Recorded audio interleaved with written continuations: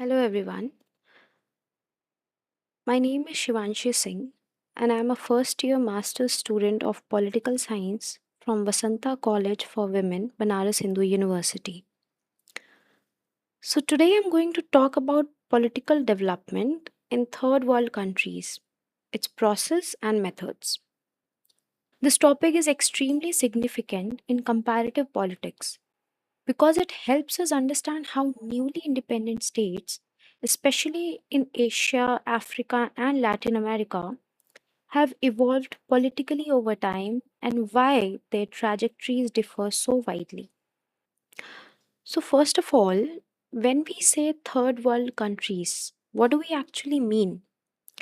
We are mostly referring to post colonial states, countries in Asia, Africa, Latin America that became independent after colonial rule. Now, the interesting thing is, these countries did not start their journey from a clean slate. They inherited a lot of structural problems. So the question is, can we really expect them to develop politically in a smooth or linear way? Probably not. Now, this brings me to a very important idea: political development. It is not something that just happens once and is complete, it is a continuous process. Think of it like this: if a country gets independence today, does it automatically become politically developed? No, right? For example, even today, many countries are still struggling with issues like weak institutions or low political awareness. So, development here involves building institutions, shaping political culture, and creating legitimacy over time. Now, let's bring in some theory here. Samuel Huntington has a very interesting take. He says political development is basically about how strong your institutions are. So, according to him, even a non democratic system can be developed if its institutions are stable and effective. Now, compare this with Lucian Pye. He looks at political development in a broader way. Are people participating? Is the state capable? And are institutions becoming more specialized? So, if I simplify, Huntington focuses more on order, while Pye tries to balance order with inclusion. So, if we combine these ideas, we actually get three main pillars, which are the core features of political development. One, institutionalization. Second, political participation. And third is state capacity. Now, just think about it. If people are participating a lot, but institutions are weak, what happens? It can actually create chaos. And if institutions are strong, but people are excluded, then it becomes authoritarian. So the real challenge is balance. Now let's move to the stages. The first stage is state formation. And honestly, this is where most problems begin. Because colonial powers created systems mainly for their own benefit, like resource extraction. Also, they drew boundaries without considering local realities. If you take an example, in Africa, many countries have multiple ethnic groups within one state, which were never historically unified. So, after independence, these states had to first answer a very basic question: how do we even function as a state? Now comes the second stage, that is nation building. And this is actually very interesting.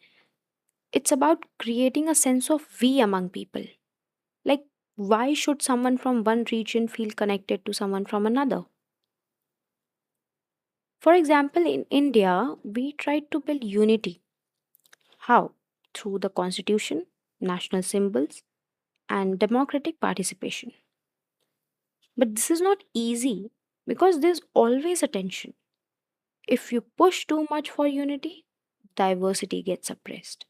If you allow too much division, unity weakens. So, this stage is always a balancing act. Now comes the third stage, that is institutionalization. Now, ideally, power should not depend on individuals but on institutions. So, for that purpose, we develop legislatures, judiciary, executive systems, and political parties. Legislatures that represent people and make laws, executive that govern effectively but remain accountable, judiciaries that are independent and uphold constitutional values, and political parties that actually organize competition. But in many third world countries, what happens is institutions exist, but they don't function independently. To understand in simpler terms, the judiciary might be influenced by politics, or elections might not be fully fair. So the structure is there, but the functioning is weak.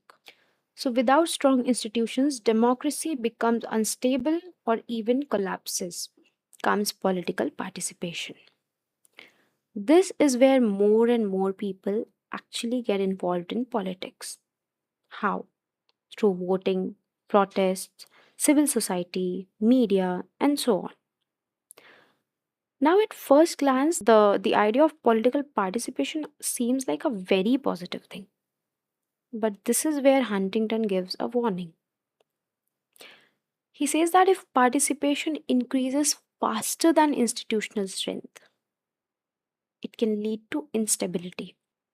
Now, in simpler terms speaking, if people demand quick change, but institutions can't deliver, or institutions are unable to deliver the result, frustration builds up.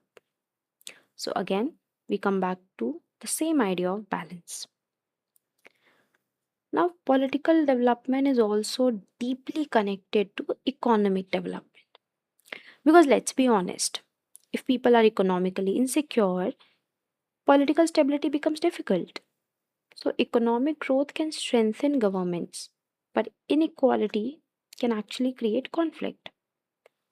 Also, many developing countries depend on stronger economies globally. This is where dependency theory comes in. It argues that these countries remain dependent on powerful nations, which is limiting their development. Now, let's briefly look at some examples and compare the cases. First, in Asia, let's take the example of India. So, India has followed a democratic path with strong constitutional institutions, but it still faces inequality. If you look at Africa, in Nigeria, it struggles with weak institutions and ethnic divisions. Coming to Latin America and taking the example of Brazil, which had an authoritarian phase and then it transitioned to democracy, but still deals with inequality and corruption. So, what do we see here? That there is no single model of political development.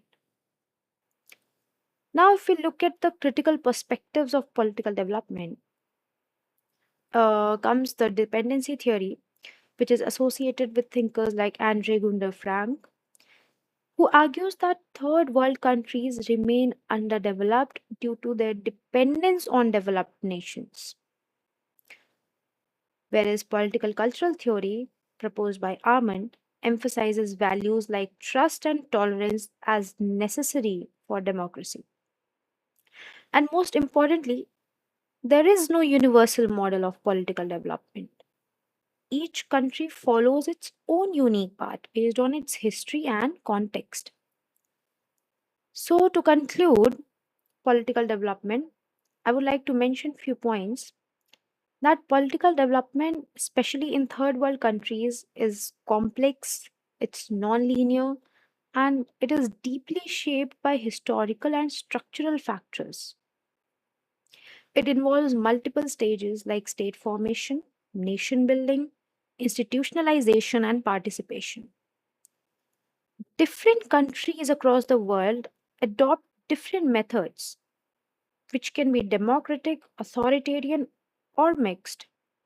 And ultimately, the success of political development depends on how well a state balances its participation, institutional strength, and state capacity.